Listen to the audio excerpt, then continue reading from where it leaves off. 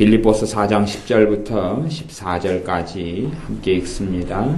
내가 주 안에서 크게 기뻐함은 너희가 나를 생각하던 것이 이제 다시 싹이 남이니 너희가 또한 이를 위하여 생각은 하였으나 기회가 없었느니라. 내가 궁핍함으로 말하는 것이 아니라 어떠한 형편에든지 내가 자족하기를 배웠노니 내가 비천에 처할 줄도 알고 풍부에 처할 줄도 알아. 모든 일에 배부르며 배고픔과 풍부와 궁핍에도 일체의 비결을 배웠노라. 내게 능력 주시는 자 안에서 내가 모든 일을 할 수 있느니라. 그러나 너희가 내 괴로움에 함께 참여하였으니 잘하였도다. 아멘. 이 세상의 가치관은 더 높은 것을 추구하고 다른 사람 위에 올라서기를 원하고 더 많은 것을 손에 움켜쥐기를 원합니다. 그래서 우리가 마음을 세상에 쏟고 살아가거나 세상의 가치관 속에서 하나님을 찾는 잘못된 우를 범하기는 너무나 쉽습니다. 세상의 가치관의 중심으로 해서 내가 슬퍼하고 탄식할 수 있다 그 말입니다. 어떤 사람이 사골세 집에 살면서 내가 왜 하나님 사골세 집에 지금도 살아야 됩니까? 라고 하나님께 탄식하며 슬퍼하며 절망하는 사람이 있었습니다. 그 사람은 세상의 가치관 속에서 사실은 더 깊이 들어가면 들어갈수록 내가 사골세 집에 산다는 것에 대한 슬픔과 아픔은 훨씬 더 커져갈 겁니다. 세상 사람들의 기준은 얼마나 더 큰 집을 마련하느냐, 얼마나 돈이 더 많으냐, 사회적인 지위가 얼마나 높느냐를 자꾸만 따지는 것입니다. 내가 다른 사람보다 얼마나 더 명성과 명예가 더 있느냐, 다른 사람보다 사회적 지위가 더 높으냐, 얼마나 좋은 직장과 직업을 가지느냐, 다른 사람 보기에 얼마나 명예로운 아름다운 직장이나 명성을 가지고 있느냐, 학벌적으로는 내가 다른 사람보다 더 나은 대학을 나왔느냐, 아니면 박사가 있느냐, 아니면 단지 중졸이나 고졸이냐 하는 것 가지고 사람을 판단하고 평가하는 기준을 세상은 가집니다. 그런데 그와 마찬가지로 예수를 믿는 사람들이 동일한 가치관 속에서 거하고 살아가 버리는 경우가 많습니다. 동일한 가치관 속에서. 그래서 세상 사람들이 우는 그 자리에서 믿는 사람도 똑같이 울고, 세상 사람이 수치심을 느끼는 그 자리에서 예수님의 사람들도 똑같이 수치심을 느끼고, 세상 사람이 사람들에게서 천대받아서 모멸감을 느끼는 그 자리에서 믿는 사람들, 예수를 믿는 사람들도 똑같은 생각과 느낌을 가진다면 그 사람은 하나님을 믿는 믿음에 의해서 살기보다는 세상 사람의 가치관으로 살아가는 겁니다. 하나님을 섬긴다고 하지만 우리의 가치관이 말씀에 따라서 변화되지 않으면, 우리의 생각의 근거가 하나님의 말씀에 따라서 변화되지 않으면 안 됩니다. 근데 우리는 끊임없이 명예를 추구하고 명성을 추구합니다. 높아짐을 추구하고 성공을 추구합니다. 그것이 우리가 세상에 살면서 가지는 가치관입니다. 우리가 30평 아파트에 사는 것과 한 12평 아파트에 사는 것. 12평 아파트. 12평 아파트는 후지고 좋지 않은 곳. 30평, 34평은 아주 좋고 아주 비싼 곳이고, 34평은 내 것이고 12평은 임대 아파트고.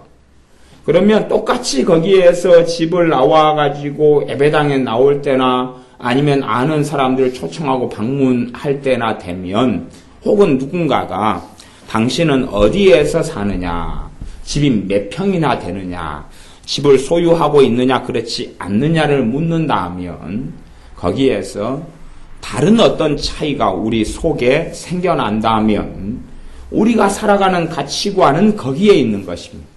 그리고 이제 우리가 필요를 따라서 기도하게 된다면 사실은 그게 진짜 필요하기보다는 우리의 가치관 속에서 나오는 기도고 요구에 불과합니다. 우리의 가치관 속에서.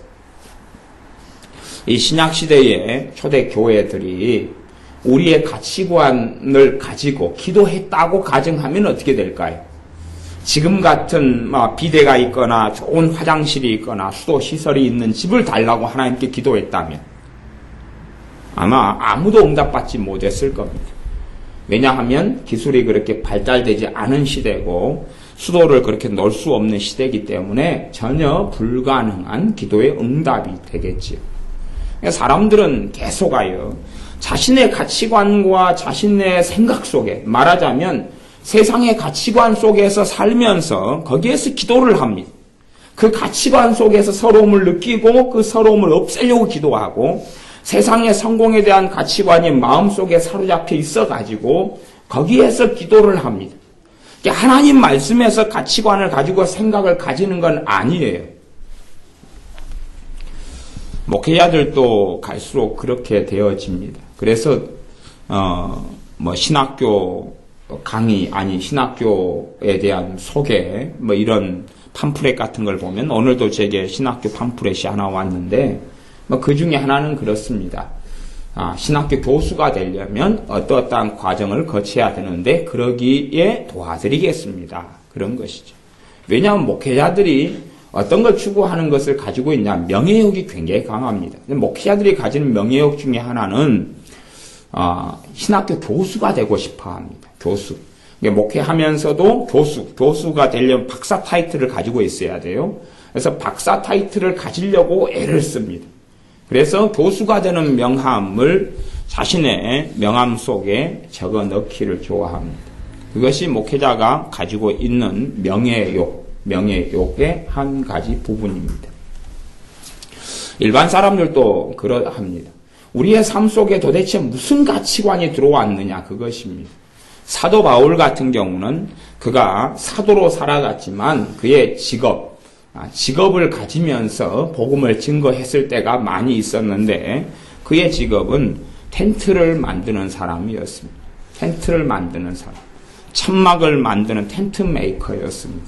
그것이 그의 직업이었어요. 말하자면, 우리식으로 말하자면 그렇게 대단하고 탁월하고 아름다운 직업은 아니었습니다. 그런 직업 속에서 살고 그 직업에 대해서 연연하지를 않았어요. 연연하지 않았어요. 우리의 가장 큰 문제는 뭐냐 하면 성경에서 설교를 하면서도 제가 꿈 설교 같은 것을 좀 종종 들어보면 꿈을 가지라 이런 설교를 들어보면 꿈을 가지라는 것이 하나님 말씀 요셉의 꿈이나 등등 많이 이용하지만 성경에서 말씀하는 꿈하고는 전혀 다르게 성경을 이용은 하지만 세상에서 가지는 꿈 그것으로 바꿔버리는 경우들이 많아요. 세상에서 성공을 그것을 꿈을 가지고 기도해야 된다는 것으로 바꿔버려요. 결국은 알맹이 속은 비슷한데 성경을 이용하고 하나님을 이용해서 세상에서 성공을 꿈꿔라. 세상에서 위대해지기를 꿈꿔라. 세상에서 높아지기를 꿈꿔라. 하나님이 그렇게 해주실 것이다. 그렇게 말하는 것이지요. 빌립보서 4장에서는 사도 바울이 그렇게 말씀합니다. 4장 13절은 내게 능력 주시는 자 안에서 내가 모든 것을 할 수 있느니라. 내가 모든 것을 할 수 있느니라. 모든 것을 할 수 있다. 그렇기 때문에 높아질 수도 있고 아름다운 자리에 설 수도 있고 세상의 모든 것을 내가 움켜쥘 수도 있다. 그렇게 생각할 수 있지만 그런 말씀하고는 전혀 다릅니다. 그게 가능했다 그러면 그 다음에는 14절 이야기가 나오지 않지요. 그러나 너희가 내 괴로움에 함께 참여하였으니 잘하였도다. 사도 바울이 모든 것을 할 수 있다 그러는데 괴로움을 느끼고 살거든. 괴로움을 느끼고 살아요. 어떤 괴로움이냐 그러면 여기서 괴로움은 경제적인 빈곤입니다. 복음을 사역을 하는 데 있어서 경제적인 빈곤이고 경제적인 어려움입니다. 그 빈곤을 느끼고 살아가요. 부족함이고 헐벗음이고 굶주림이고 없음이에요. 이 하나님의 사람이 내가 모든 것을 할 수 있느니라. 내게 능력 주시는 자 안에서 모든 것을 할 수 있느니라. 우리식으로 생각하면 사도 바울은 괴로움을 느끼지 않아야 될 것입니다. 모든 것 할 수 있다고 고백하는 사람이 어떻게 경제적인 빈곤 속에서 배고프고 헐벗고 굶주리고 또한 추위 속에서 살아가는 그 돈이 없어서 겪는 여러 가지 고통을 왜 느끼느냐 하는 것입니다. 그러나 그것이 이 땅의 삶을 살면서 필요하기 때문에, 그래서 내게 능력 주신 자 안에서 모든 것을 할 수 있다는 말씀이지만, 내게 능력 주시는 자 안에서 할 수 있는 것에 어떨 때에 육체적인 괴로움과 경제적인 궁핍은 해당 사항이 없기 때문에 그러는 것입니다. 그래서 경제적인 궁핍과 어려움, 괴로움을 어느 때인지는 몰라도 자주 당했고, 그렇게 당하는 여정 속에 빌립보 교회가 선교 헌금을 사도 바울에게 보내서 그 어려움의 때들을 넘어갔기 때문에 내가 괴로움을 당하고 있을 때에 복음을 위해서 사는데도 불구하고 먹을 것, 입을 것, 거할 곳이 없어서 괴로움을 당하는 여정에 빌립보 교회 당신들이 그 괴로움에 참여해서 그것을 도와주고 협력해서 그 어려움의 때를 넘어갈 수 있게 하는 것에 대하여 감사하다라고 고백하고 있는 것입니다. 이 사도 바울이 모든 것을 능력 주시는 자 안에서 할 수 있다고 하지만 사도 바울에겐 하나님께서 이러한 괴로움과 이런 어려움을 허락하시는 것입니다. 대동소이하게 예수를 믿는 자녀들도 동일하게 그러합니다. 그러나 사람들이 예수를 믿으면서 어떤 기대를 하냐 그러면 높아지는 걸 기대합니다. 손에 다 움켜지는 걸 기대합니다. 아무런 문제가 없는 것을 기대합니다. 해피엔딩 않는 것을 기대합니다. 모든 것이 다 승승장구해서 동화책에서 이야기한 대로 백설공주가 왕자와 만나서 행복하게 영원히 살았다 하는 것을 기대합니다. 그러나 하나님께서는 사도 바울을 통해서 너희가 과연 자족하기를 배웠느냐라고 묻습니다. 자족하기를 배웠느냐라고 묻습니다. 11절 말씀에는 내가 궁핍함으로 말하는 것이 아니라 어떠한 형편에든지 내가 자족하기를 배웠노니, 자족하기를 배웠느냐라고 묻습니다. 정말로 당신들이 자족하기를 배웠느냐? 정말로 예수님 때문에 만족하는 것을 배웠느냐? 자족은 스스로 만족하는 것을 이야기합니다. 어떠한 형편과 처지에서라도 스스로 만족하는 것을 배웠느냐 하고 묻습니다. 자족하는 것을 배우면 어떠한 처지와 상황 속에서도 하나님의 사람은 감사할 수 있게 됩니다. 그게 중요한 거지. 회사에서 평사원이 대리가 되고, 대리가 과장이 되고, 과장이 차장이 되고, 차장이 부장이 되고, 부장이 이사가 되고, 올라가 상무이사가 되고, 전무이사가 되고, 아니면 사장이나 회장이 되고, 그러한 직급이 올라가는 문제를 이야기하는 게 아니라 어떠한 형편에서든지 자족하는 것을 배웠느냐 하는 것입니다. 어떠한 형편, 그러니까 좋은 형편, 좋지 않은 형편, 좋은 자리, 좋지 않은 자리 다 포함하는 것이죠. 자족하는 것, 만족하는 것은 좋은 자리에서는 다 만족할 수 있습니다. 물론 좋은 자리에서 더 좋은 자리를 원하고 꿈꿀 수 있겠습니다만은 내가 하루에 3끼를 먹고 살아야 된다면 한 끼를 먹을 것밖에 없는데 자족할 수 있느냐? 3끼를 먹어야 되는데 2끼 먹을 것밖에 없는데 자족할 수 있느냐 하는 겁니다. 내가 3끼 먹어야 되는데 한 달치 식량이 있고 3끼를 넉넉하게 먹을 수 있는 데서 자족하느냐를 묻는 것은 아닙니다. 어떠한 형편에서든지 자족하는 걸 배웠느냐라고 묻는 것입니다. 성공을 했느냐라고 하나님 묻는 것도 아니고 연봉 1년에 한 5천만 원 되느냐라고 묻는 것도 아닙니다. 우리나라 공기업 같은 경우는 임원들이나 아니면 CEO 같은 경우가 공기업이 빚이 천문학적인 빚을 가지고 있습니다. 대한민국에 가지고 있는 수백조 되는 빚보다 공기업 한 4개가 가진 빚이 더 많습니다. 그런데도 불구하고 그런 데에서는 임원들이나 CEO들이 연봉 수억 대를 받고 삽니다. 자기 월급은 계속 올리는 거죠. 책임지지 않는 방망한 경영을 합니다. 어디든지 그렇습니다. 책임지지 않고 자기 것만 다 움켜쥐려 그러죠. 그 사람들은 자족을 배우지 못하기 때문에 그렇습니다.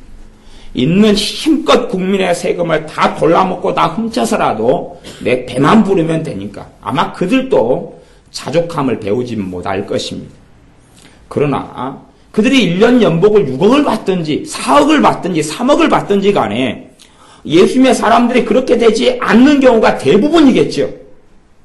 예수님의 사람들이 연봉 몇 억짜리는 거의 없을 겁니다.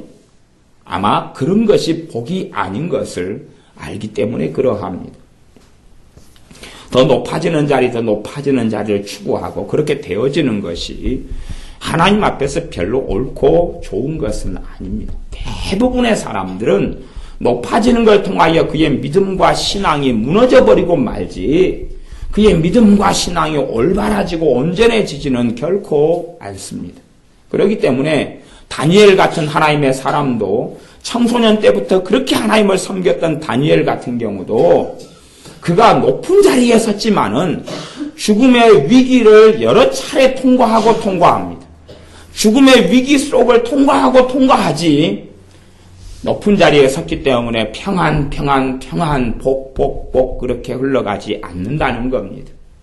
예수를 믿는 사람들이 자족하는 걸 배우지 못한다면, 만족하는 걸 배우지 못한다면 그가 하나님 앞에서 살아가는 삶, 믿음의 여정, 신앙이 온전하게 되었다고 절대 이야기할 수 없습니다. 주님 앞에 섰을 때 주님께서 묻는 것이 도대체 무엇이냐는 겁니다. 도대체 무엇을 물을까요? 땅을 너가 몇 평을 가지고 얼마나 많은 땅을 가지고 살다가 인생을 마쳤느냐? 주님이 오실 때에 얼마나 많은 땅을 획득했느냐? 주님이 오실 때에 얼마나 많은 연금을 받고 있느냐? 주님이 오실 때에 사회적인 지위가 얼마나 높느냐? 하는 것은 결코 묻지 않습니다. 그것을 묻는 것이 아닙니다. 도대체 무엇을 물으시겠느냐, 무엇에 투자하고 무엇에 인생을 보내야 하겠느냐 하는 것입니다. 그 가운데 너희가 어떠한 형편이 되든지 자족하기를 배워라라고 말씀하고 계십니다. 사도 바울이 내가 자족하기를 배웠다. 사도 중에 사도인 사도 바울이 배워야 한다면 예수님의 사람들은 더 얼마나 많이 배워야 하겠느냐 하는 겁니다. 예수님의 사람들은 더 얼마나 많이 배워야 하겠느냐 하는 것입니다. 자꾸만 하늘만 쳐다보고 살려는 사람들이 있습니다. 자꾸만 위만 쳐다보고 살려는 사람들이 있습니다. 위만 쳐다보고 살려는 사람들이 있어요. 위만 쳐다보고. 내가 한 달에 쓸 수 있는 돈이 나는 50만 원밖에 못 번다. 그러면 위만 쳐다보는 사람들은 저 사람 100만 원 버는데 저 사람은 200만 원 버는데 저 사람은 300만 원 버는데 위만 쳐다보고 살아갑니다. 물론 버는 것이 적으면 씀씀이도 줄여야 되죠. 씀씀이를 키워놓고 버는 것도 적은데 씀씀이를 키워놓는다면 그런 사람처럼 어리석은 사람은 없을 겁니다. 그래서 옛날에 동화 중에 이솝 우화 중에 개미와 백장이가 있었죠. 준비하지도 않고 모으지도 않고 쓰기만 쓰고 세월을 낭비하는 사람들. 우리가 버는 것에 맞추어서 씀씀이도 줄여야 됩니다. 씀씀이라는 것을 줄이는 데는 큰 절제가 필요합니다. 큰 절제가 필요해요. 씀씀이를 키우는 것은 아주 쉽지만 줄이는 것은 아주 어렵습니다. 줄이는 건 아주 어려워요.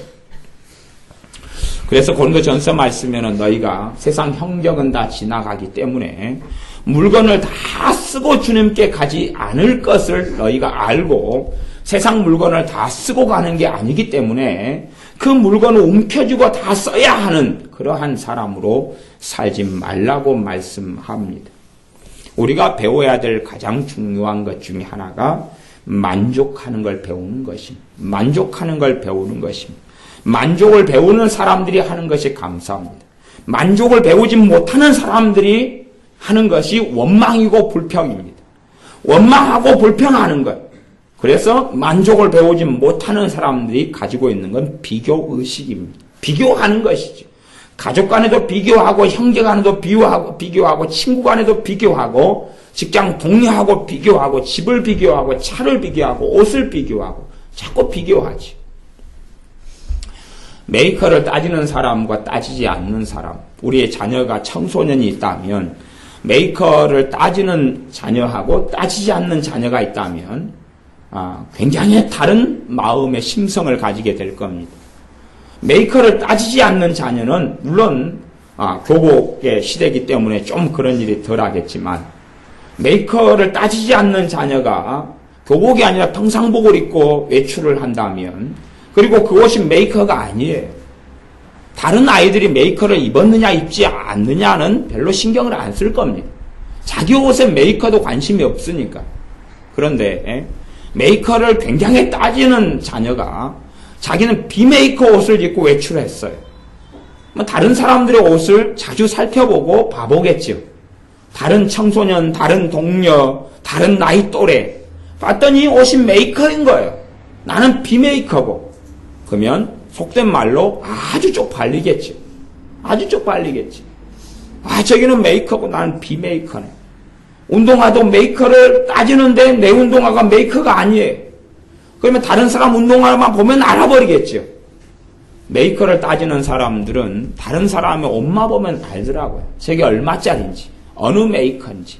가방만 보아도 얼마짜리고 어느 메이커인지 알아버리고 말아요.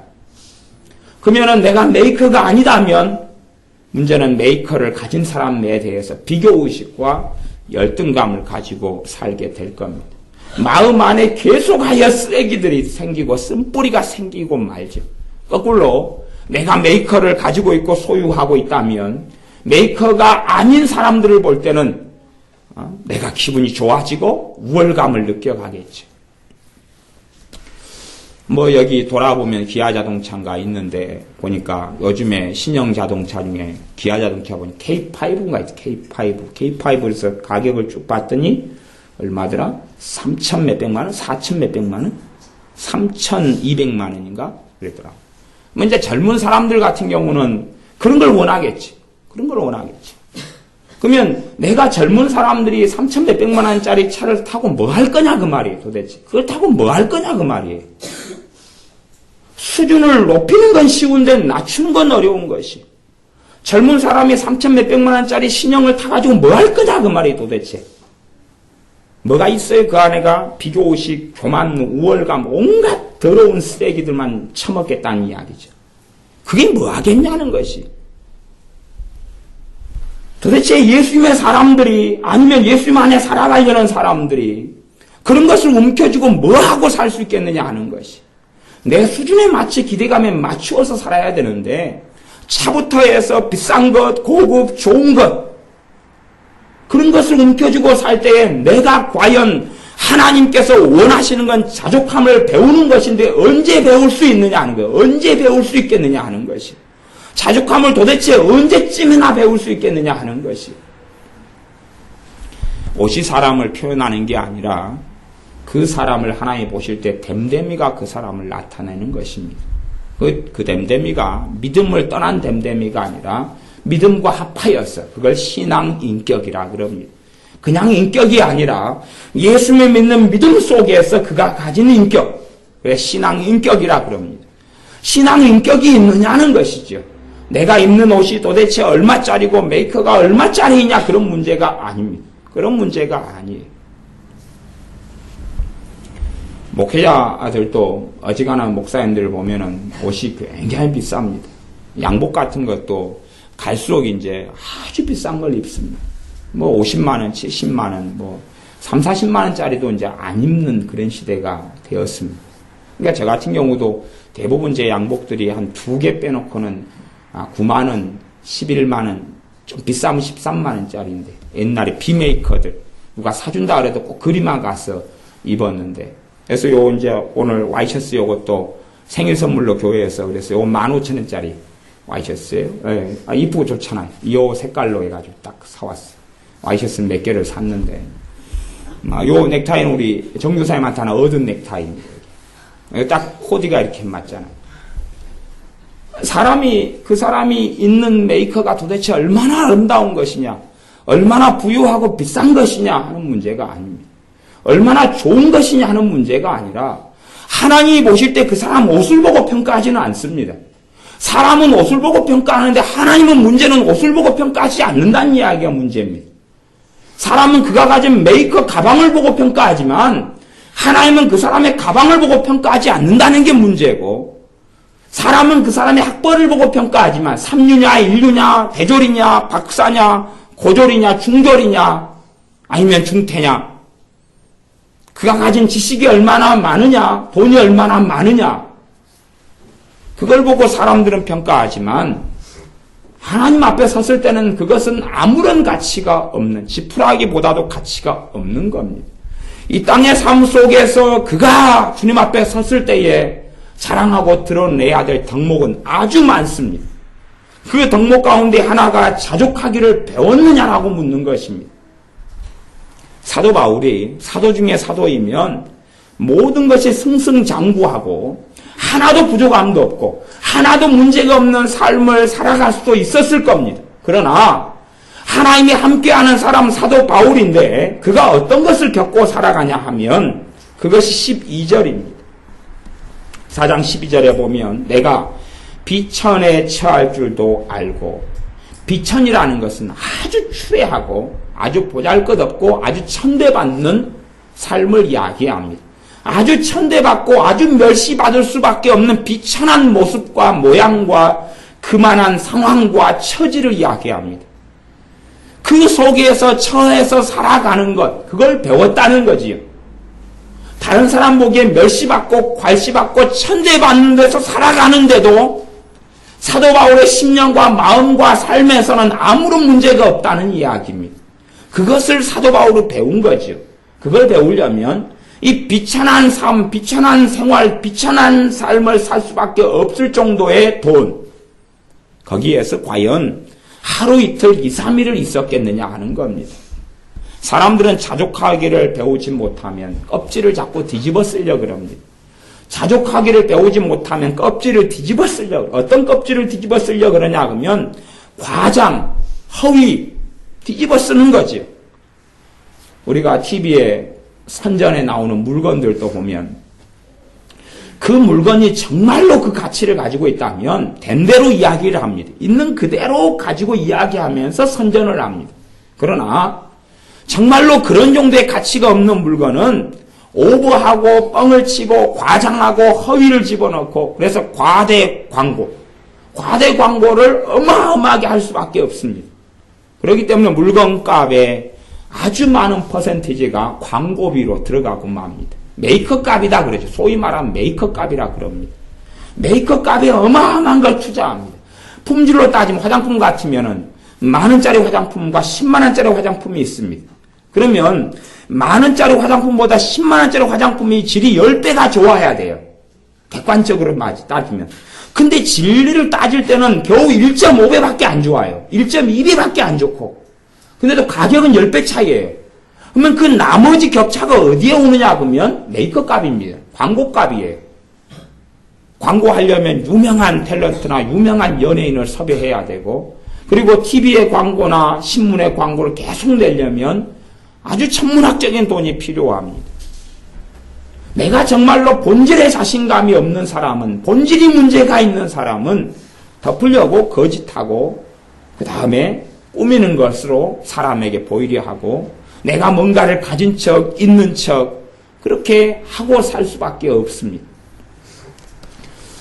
저는 목사님들하고 종종 지내기 때문에 목사님들의 어떤 집이나 서재 같은 것을 구경하고 방문할 일들이 많습니다.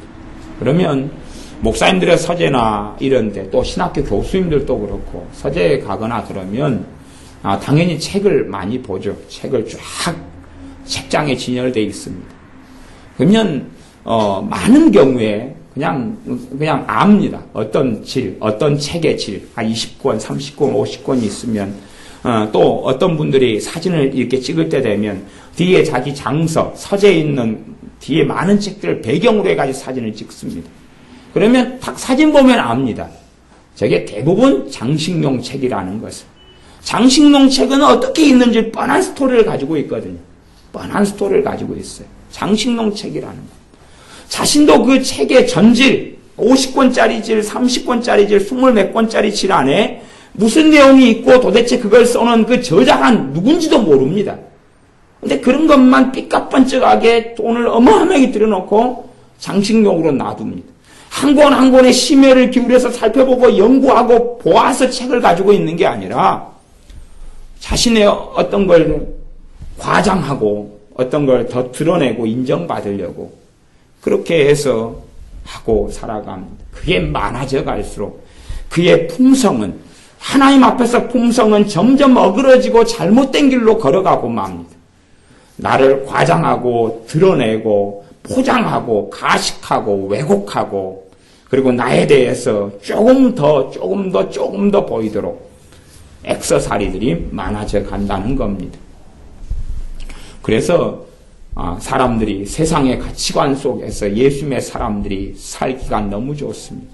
하나님의 말씀의 가치관에 의하여 내가 생각하고 말하고 살아가는 게 아니라 세상 사람들이 가진 동일한 가치관대로 가지고 살면서 거기에서 똑같은 자리에서 한숨 쉬고 똑같은 자리에서 같이 울고 똑같은 자리에서 같이 서러워하고 그 자리에서 같이 절망하고 그 자리에서 똑같이 쓴뿌리를 가지고 품고 살아갑니다.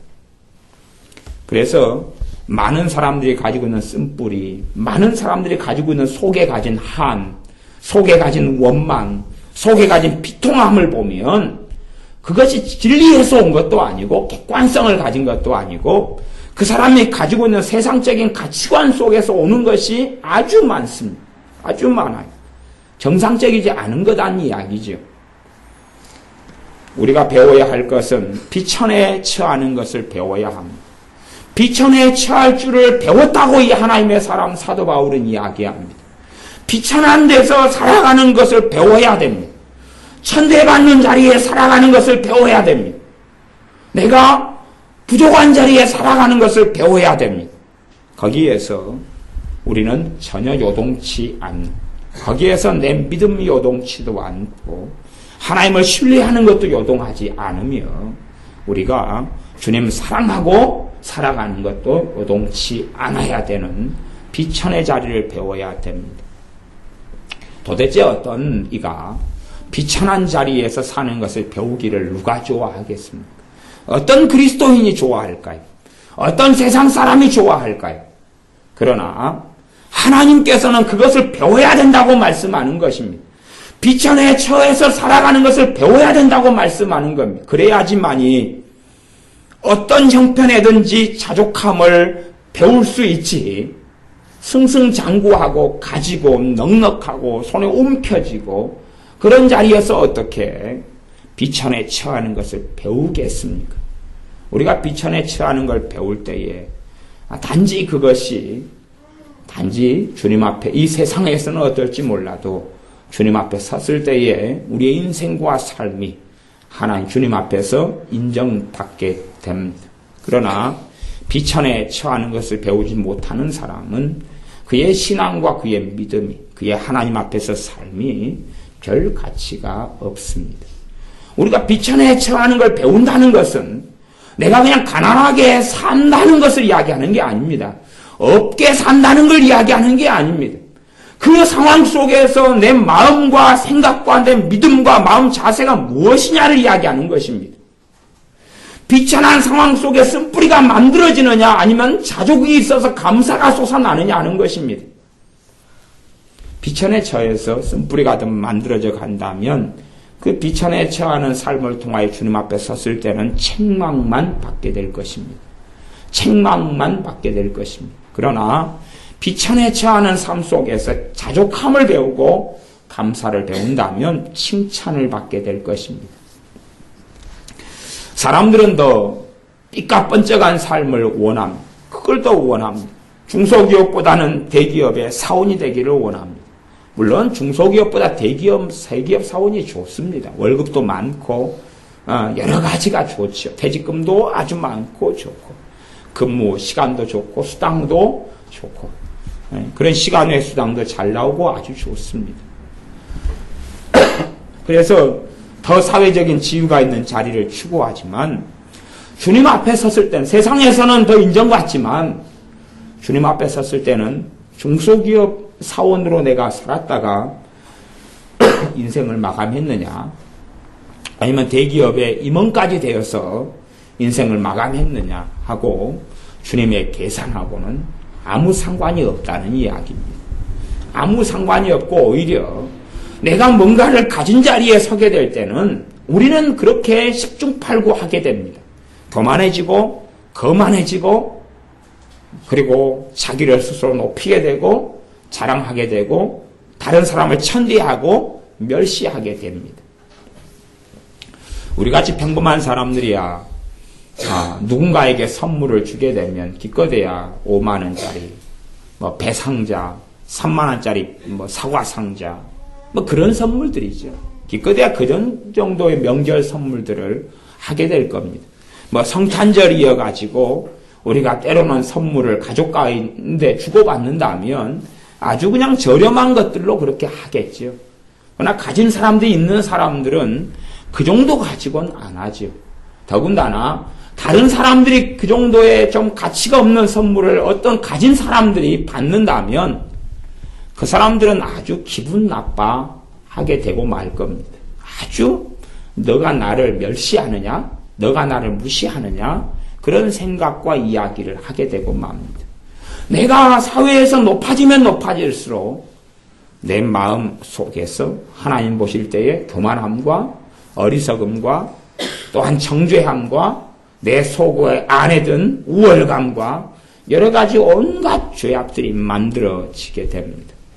그래서 주님의 사람들은 비천에 처하는 것을 배우라라고 말씀하십니다. 그러므로 어떤 일을 주님께서 주님 앞에서 섰을 때에 부끄러움도 없고 흠도 없고 점도 없는 주님의 신부, 주님의 자녀로 세우실 때가 된다면 그의 인생의 여정 가운데 비천의 여정 속에 주님께서는 그를 사랑하신다면 종종 혹은 여러 차례 비천한 삶 속에 주님께서 사랑하신다면 집어넣으실 수밖에 없다는 것을 기억하셔야 됩니다.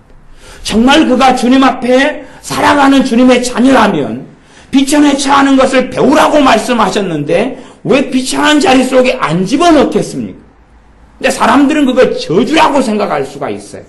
그러면서 그런 시간 동안에 내 마음을 연단하고 믿음을 연단하고 자족하는 걸 배워야 되는데 그러기보다는 오히려 거기에서 원망하고 불평하고 한탄하고 비관하고 비교하고 열등감을 가지고 혹은 우월감을 가지고 수치심을 가지고 아주 어리석어져 버리는 삶의 여정을 걸어갈 수도 있습니다. 비천함을 배우는 것, 비천함을 배우도록 하나님이 하시는 것은 하나님의 자녀에게 축복입니다. 하나님의 자녀에게 하나님이 주시는 복 중에 하나는 비천함을 배우게 하시는 것입니다. 세상의 가치관하고는 아주 많이 다른 길입니다. 그렇기 때문에 비천함을 배우지 않는다.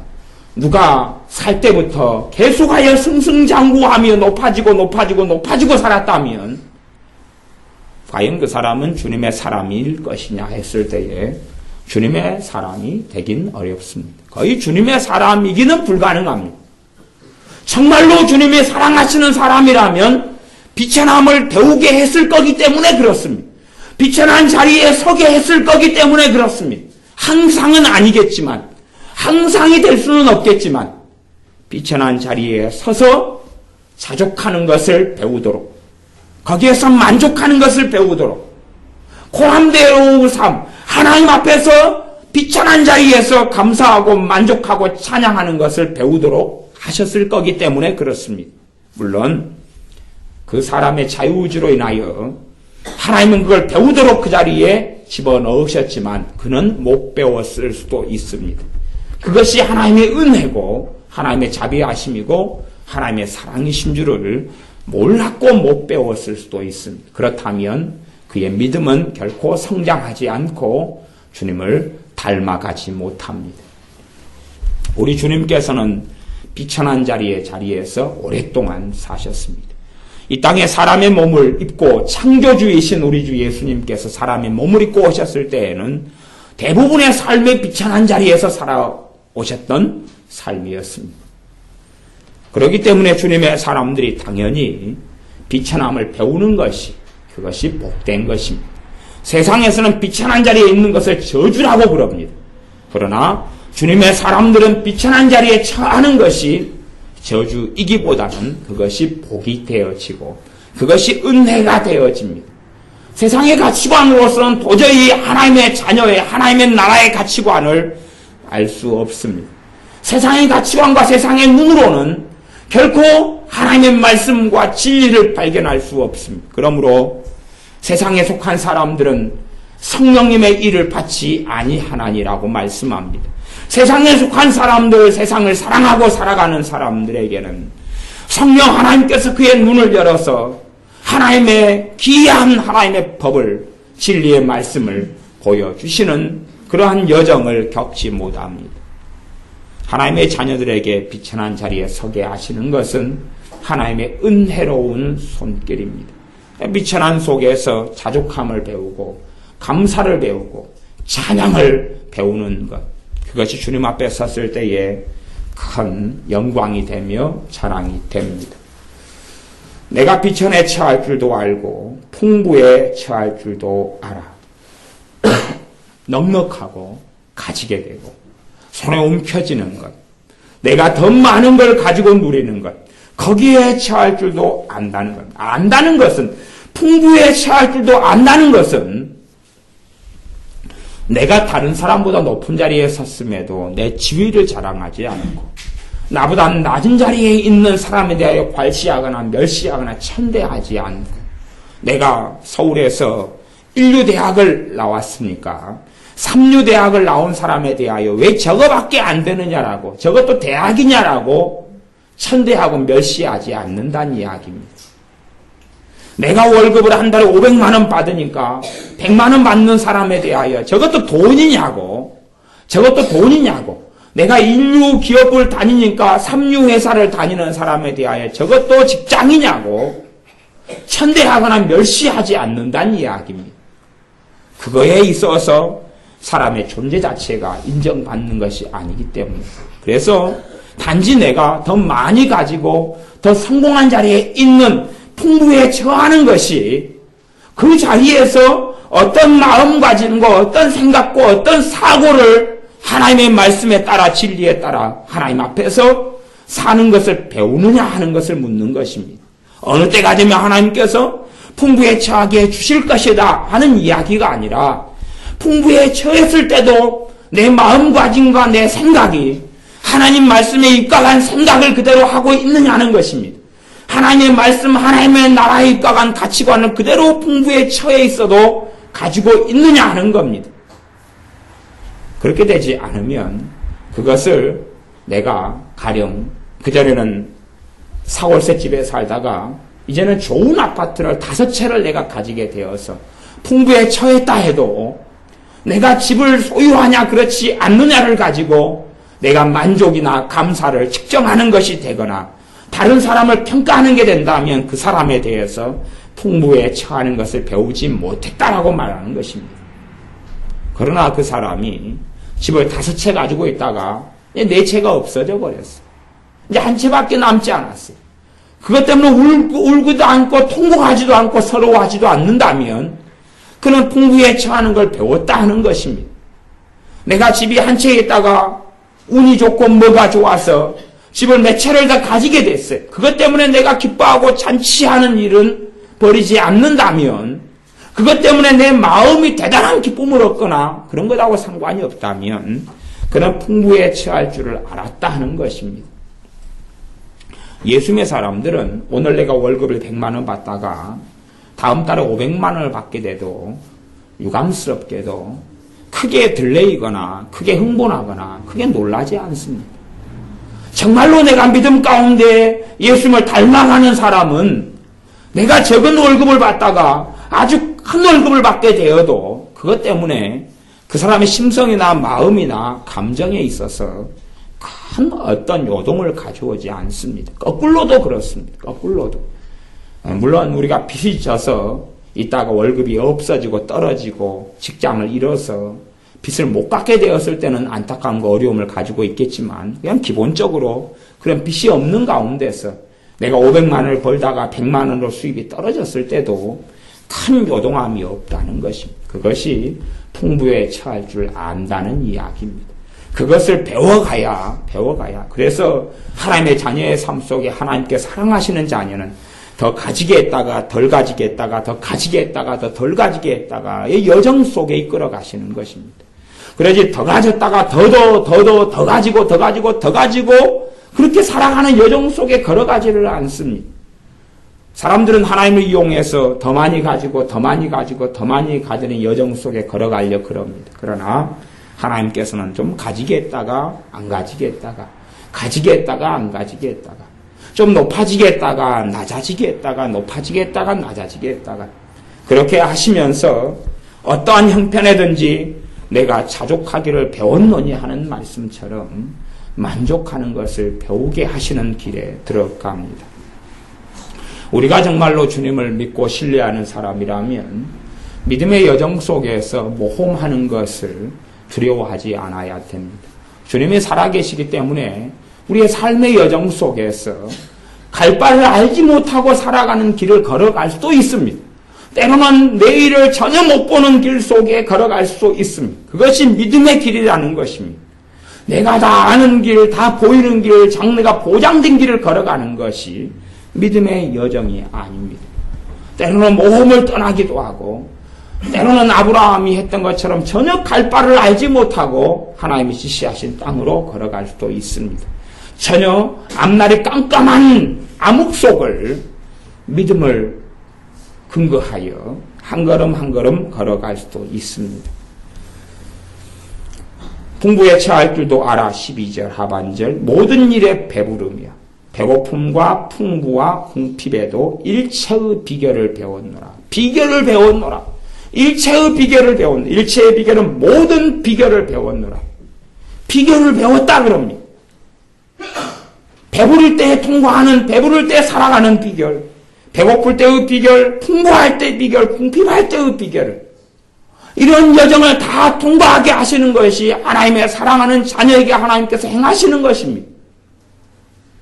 요즘에 갈수록은 어떤 신사도 운동의 계열이나 아니면 어떠한 유형의 외국의 어떤 목사님들 뭐 그런 분들의 책들을 통해서 어떤 유행을 타냐 그러면 뭐 대단한 뭐 천문학적인 부의 뭐 그런 것, 부의 이동, 어마어마하게 돈이 그냥 막 물질의 축복권 막 그런 것들이 한참 유행을 몇 년 동안 타오고 있습니다.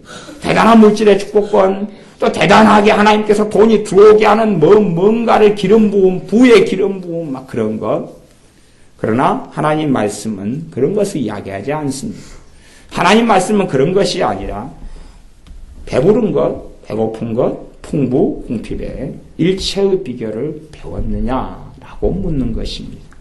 그러면서 그 다음에 나오는 말씀이 내게 능력 주시는 자 안에서 내가 모든 것을 할 수 있느니라 그것입니다. 배고플 때, 궁핍할 때, 궁핍을 할 때에 궁핍하지 않도록 큰 부요함을 가지고 오는 그러한 능력이 있다 그런 이야기를 하는 게 아니고 궁핍할 때에도 궁핍한 상황 속에서 주님의 부르심을 달려갈 수 있는 모든 것을 할 수 있는 능력이 있다고 말씀하는 것입니다. 배고플 때 배부르게 하는 모든 걸 할 수 있는 능력이 있다는 게 아니라 배고플 때 배고픈 그 자리에서 하나님을 찬양하고 성령 충만하고 주님과 동행하고 진리 안에 살아가고 하나님의 은혜 속에 살아가는 그러한 모든 걸 할 수 있는 능력이 있다고 고백하고 선언하는 것입니다. 그러는 것이지 배고프고 궁핍할 때에 더 많은 걸 가져오게 하고 더 많은 배부름을 가져오게 할 만한 걸 가져오게 하는 능력이 있다고 이야기하는 것이 아닙니다. 성경의 본문이 그런 것이에요.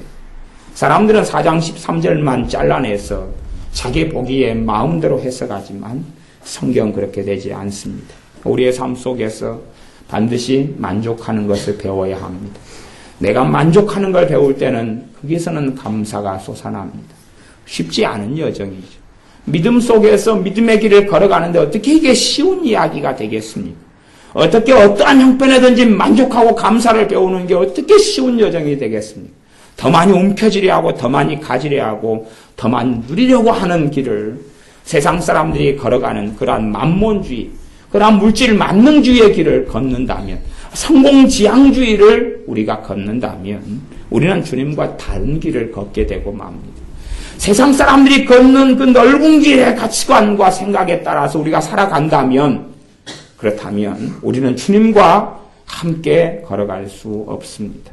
세상의 가치관이 우리를 점령하고 점거하지 않도록 해야 됩니다.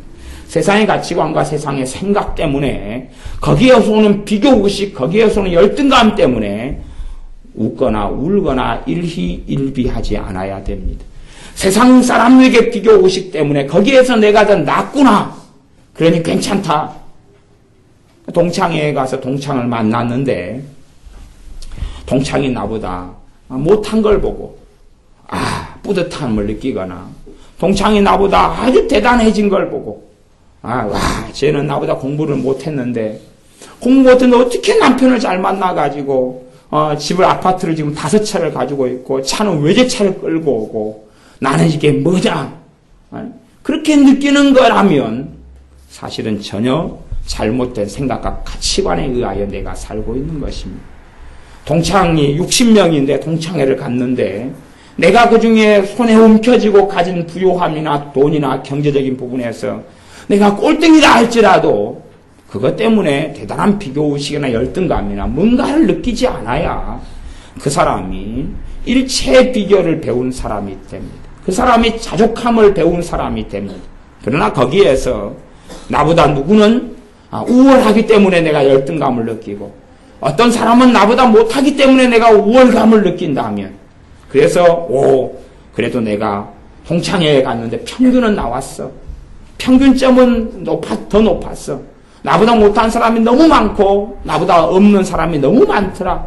그러니 그래도 목에 기부스 좀 할 수 있겠구나. 아니면 동창회에 가는데 내가 나를 더 과시하고 나를 더 드러내야 되니까 메이크업을 입어야 되고 더 좋은 정장을 해야 되고 더 돈을 가진 척, 있는 척 해야 되고. 그래서 명절 때가 되면, 지금은 제가 잘 모르겠는데 한 10여 년 전에는 그랬던 것 같아요. 명절 때만 되면은 이제 10여 년 전이라는 이야기는 다 이제 제가 30대 때 이야기니까 뭐 그런 청년들이나 이런 친구들이 다 했던 습성이 뭐냐 그러면, 그때가 되면 추석 때 명절이 되기 전에 차를 뽑는 거예요. 빚내가지고 차를 뽑는 거예요. 왜냐하면 고향을 가야 되는데 좋은 차만 몰고 오면 부모님들이나 동네 사람들 앞에 위신이서고, 시골에는 그랬어요. 성공했구나 쟤. 좋은 차만, 새 차만 몰고 가고 비싼 차만 몰고 가면 되는 거예요. 그리고 시골 분들은 또 렌트 차인지 그걸 또 모르시는 분들이 계셨어요. 그런 동네는 렌트 차로 좋은 걸 뽑아가지고 빌려가지고 가면 되는 거예요. 성공했구나. 옛날에 이제 더 오래전에는 자가용만 무조건 아무거나 빌려가지고 가면 성공했구나 그랬어요. 지금은 이제 모든 사람이 거의 차가 있는 시대이기 때문에 그렇지만, 옛날에는 차가 없는 시대 때는 차만 그냥 어떻게 마련해가지고 가면 성공했구나. 그래서 없는 돈에도 젊은 친구들이 차를 비싼 걸 뽑으려고 빚내가지고, 그래서 고향에 가서 성공했다고 보여주려고 한참 그게 유행했던 적이 있어요. 요즘에는 이제 별로 그런 건 안 하는 것 같습니다. 별로 그런 것까지는 이제 안 하는 시대가 된 것 같아요. 끊임없이 사람들에게 인정받고 보이는 삶을 살아간다면 우리가 주님 앞에 보이는 삶은 살아갈 수 없습니다. 주님 앞에 살아가는 삶은 우리의 심령을 보시는 것이고 우리의 믿음을 보는 것이고, 우리가 어떤 형편에서든지 내가 과연 만족하고 감사할 수 있고 자족할 수 있느냐. 내가 비천한 상황 속에서도 원망하고 한탄하고 증오하고 슬퍼하고 우는 게 아니라 그 가운데도 노래하고 춤추고 감사하고 기뻐하고 만족할 수 있느냐, 주님께서 물으시는 것입니다. 기도하겠습니다. 아버지 하나님, 우리가 비천 속에서도 자족하며 감사하며 기뻐하며 춤추는 것을 배울 수 있는 믿음의 사람들이 되게 하여 주시옵소서.